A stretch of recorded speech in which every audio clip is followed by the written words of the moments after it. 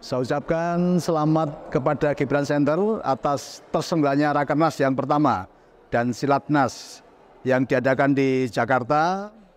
Dengan acara Rakernas dan Silatnas ini tentunya membawa dampak positif bagi bangsa dan negara.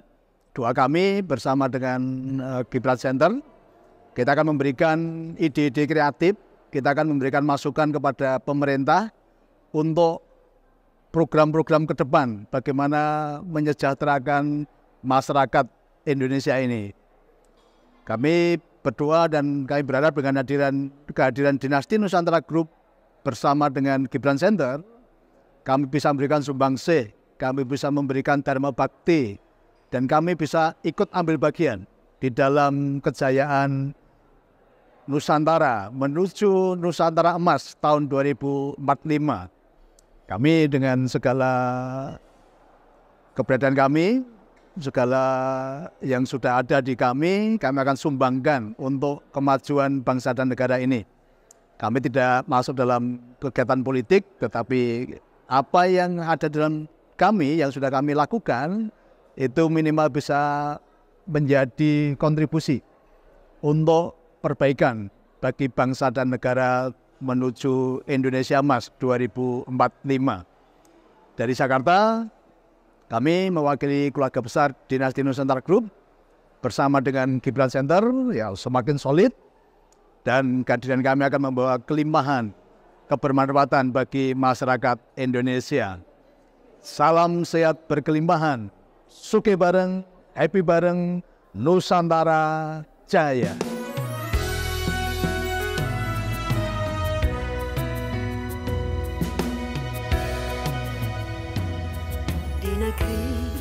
Elok Nusantara tercinta, sungguh indah dan kaya raya,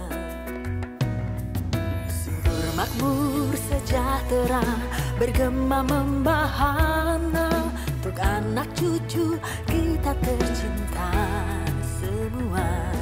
Semesta alam dan bumi berkelimpahan, karena semua Tuhan sudah sediakan. Tuntun hati kembali ke jati diri, Nusantara bangkit tersenyum berseri. Kini sudah saatnya semua menjadi tuan di tanah air dan bumi, negeri sendiri kawan.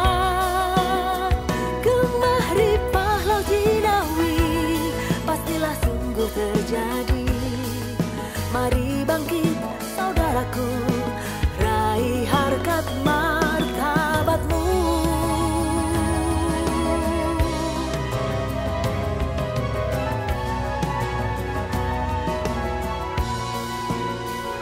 Terima kasih untuk waktunya. Assalamualaikum warahmatullahi wabarakatuh. Salam, Om Swastiastu, Namo Buddhaya, salam kebajikan. Dan sekali lagi, Gibran Center, solid, solid, solid. Sekali lagi, Gibran Center, solid, solid, solid. Nanti karena saya biasa di bidang pemberdayaan dan ekonomi, salamnya nanti terakhir ya ditambahi. Yaitu salam yang sering saya kumandangkan adalah sugih bareng, happy bareng, Nusantara Jaya, ya. Karena penting sekali, jadi salam itu membawa aura, ada doa di sana, dan ada penciptaan. Saya berharap nanti semua yang hadir, Gibran Center dari pusat maupun sampai daerah, itu bisa menjadi kepanjangan tangan Tuhan, menjadi pelaku-pelaku untuk mensejahterakan masyarakat kita. Ini sayangnya banyak yang masih di luar sana, padahal ilmu yang sama tak kasih itu adalah ilmu pasti kaya. Ya, bersama saya tidak ada kata mudah-mudahan, karena kalau mudah-mudahan itu apa? Itu Tuhan main-main itu. Ya, Semesta itu bicara tentang kepastian. Tuhan itu bicara tentang kepastian. Tetapi selama ini kita dihadapkan dengan apa? Doa-doa yang ngambang. Semoga, mudah-mudahan. Kira-kira pasti nggak kalau seperti itu? Padahal saya kasih tahu bahwa Tuhan tidak pernah main-main. Tuhan itu kepastian adanya. Dan maaf, untuk Bapak Moderator, tadi kan bicara UMKM ya, sekarang kita rubah. Bukan peran UMKM, tetapi peran Gibran Center. Ya, jadi peran Gibran Center harus betul-betul dirasakan manfaatnya di tengah-tengah kehidupan masyarakat. Ya, jangan sampai malu-maluin nanti ya. Gibran Center tapi kehidupannya di masyarakat bukan membawa manfaat tetapi membawa kabar-kabar yang tidak baik. Mulai dari sini, bahwa itu kebaikan, bahwa itu kebermanfaatan. Sejahterakan kotamu, sejahterakan daerahmu. Dan kami pengurus pusat akan mendampingi, ya, akan mendampingi sampai betul-betul karya nyata itu dirasakan di masyarakat di mana Anda diutus Tuhan untuk membawa kabar baik di sana. Saya sudah siapkan suatu program yang dimotori oleh salah satu anak perusahaan saya atau dilahirkan oleh salah satu perusahaan saya, namanya PT Bangun Nusantara Emas. Ini sedikit saya ulas dulu. Saya punya 60 perusahaan, semuanya pakai nama Nusantara. Kenapa? Saya menyadari dan saya dapat pesan Tuhan. Nusantara kembali jaya. Tahun 2045, Nusantara pasti jaya. Kenapa? Ini sudah sabdo ya, sudah diramalkan oleh leluhur kita dulu. Yaitu apa? Nusantara mercusuar dunia. Dan saya menangkap pesan itu, maka di tahun 2010 saya sudah membangun namanya Bahana Lintas Nusantara. Yang saat ini sudah menyejahterakan puluhan ribu orang, Bapak sekalian. Jadi bicara kesejahteraan itu bicara kepastian.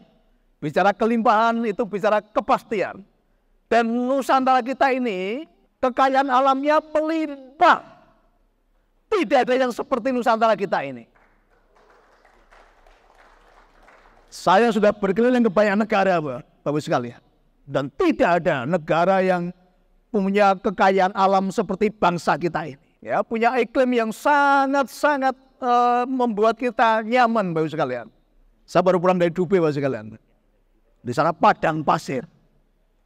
Suhunya 45 derajat Celcius. Dan saya kasih tahu, nanti kalau masih ada yang suka mengeluh tentang kehidupannya, masih suka mengeluh tentang bangsanya, saya kasih tahu bahwa tolong ukur orang kaya di Dubai apa? Dari jumlah pohon yang dimiliki di pekarangannya. Sekarang kalau Anda tidak bersyukur atas negerimu, kalau Anda masih mengeluh tentang bangsamu, hitung jumlah pohonnya dari kebunmu. Karena di Dubai, satu pohon itu harganya 1 miliar, itu pun impor. Dari Nepal, impor dengan tanahnya. Ada nggak yang masih mau bersungut-sungut tentang bangsamu, tentang negaramu? Penuhi hari-harimu dengan ucapan syukur karena kita memiliki Nusantara yang indah, Nusantara yang kaya raya. Nanti di akhir sesi, ya, saya sudah mencipta lagu Nusantara Jaya. Nanti semua rasakan lagu itu dan masukkan dalam pikiranmu bahwa Nusantara pasti jaya. Bukan mudah-mudahan, bukan. Nah, nanti ya peran Gibran Center harus betul-betul meningkatkan taraf ekonomi di daerahnya masing-masing. Dan saya sudah siapkan aplikasi namanya aplikasi Desa Digital. Semuanya nanti digitalisasi. Ya, di dalam aplikasi itu, ini sekilas saja karena waktunya tidak panjang. Di dalam aplikasi itu, misalnya ya nanti Pak Ketum mau ke daerah katalah ujung timur. Kita klik nama desa, nanti langsung muncul ya sejarah desa itu. Dulu pertama kali cikal bakalnya siapa? Cikal bakal itu siapa dulu yang membuka desa itu langsung muncul. Histori dari desa itu muncul. Ya sejarah dari desa itu muncul. Kemudian kita bisa melihat peta penduduk, jumlah penduduk berapa, laki-laki berapa, perempuan berapa, jumlah pendidikan, S3 berapa, S2 berapa, S1 berapa, sampai tingkat SMA, SMP, dan SD. Kemudian jumlah pengangguran, kita langsung ketemu datanya. Kemudian ada juga kalau yang mau lihat jumlah janda pun ada, nanti dilihat di situ. Ada berapa janda yang mau disantuni, nanti kelihatan. Ya, kemudian kita bisa melihat potensi daerah. Luas lahan pertanian ada berapa? Luas lahan perkebunan ada berapa? Perikanan ada berapa? Pertambangan ada berapa? Jadi potensi di daerah itu langsung kelihatan. Kemudian lagi ya di situ ada pasar. Nah, pasar artinya apa? Tingkat konsumsi di desa itu. Ya, tingkat konsumsi masyarakat di desa itu. Misal ya, kita akan tahu nanti masyarakat di sini kalau pakai sampo, samponya apa nanti muncul. Pakai sikat gigi apa muncul. Dari situ Bapak sekalian, kita tahu nanti perusahaan mana ini yang sering dipakai oleh warga di kampung kami. Kata kita sebut ya, yang paling gampang minyak goreng.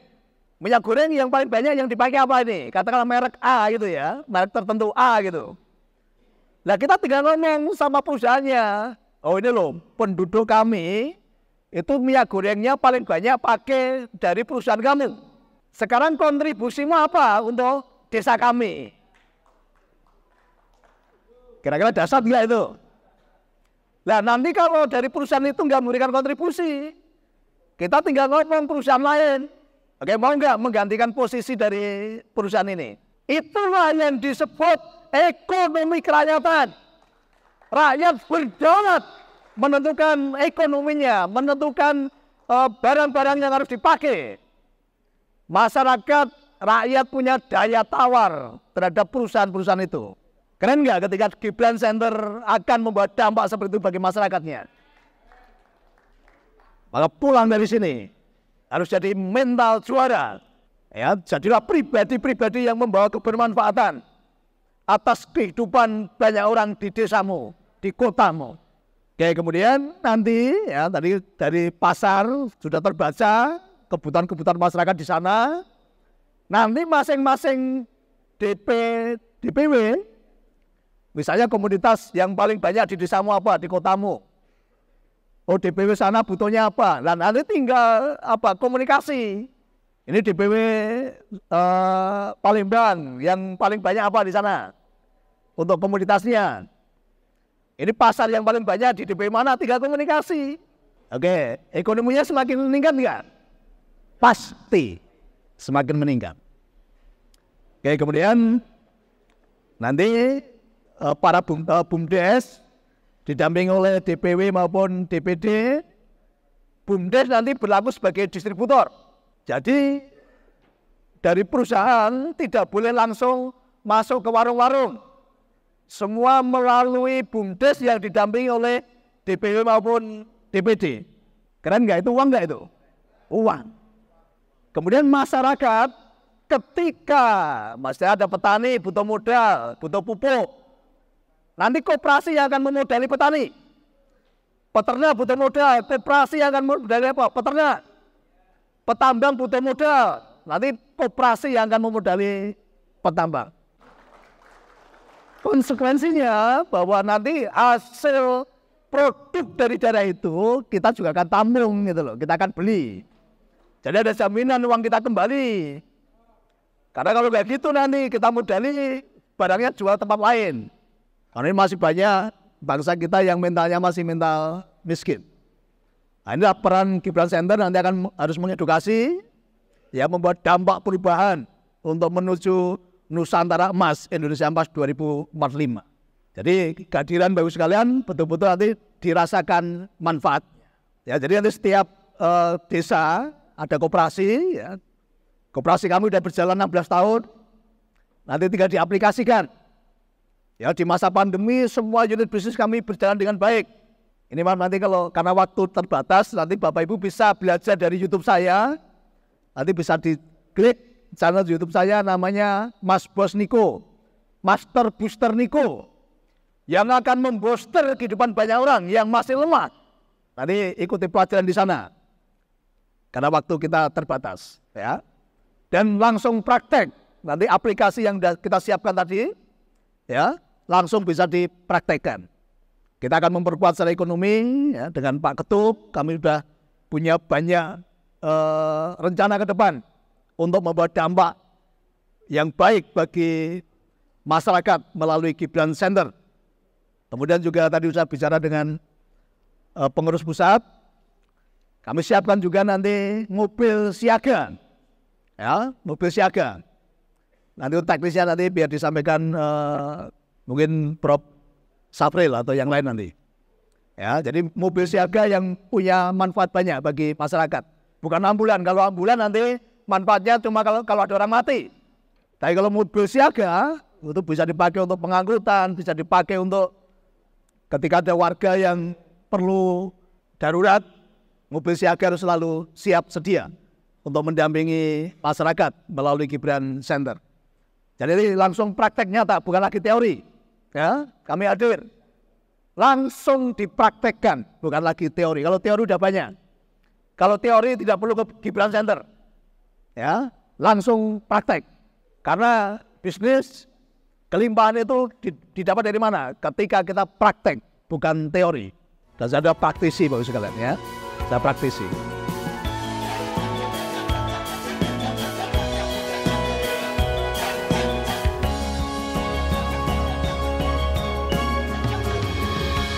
Kini sudah saatnya semua menjadi tuan di tanah air dan bumi, negeri sendiri kawan.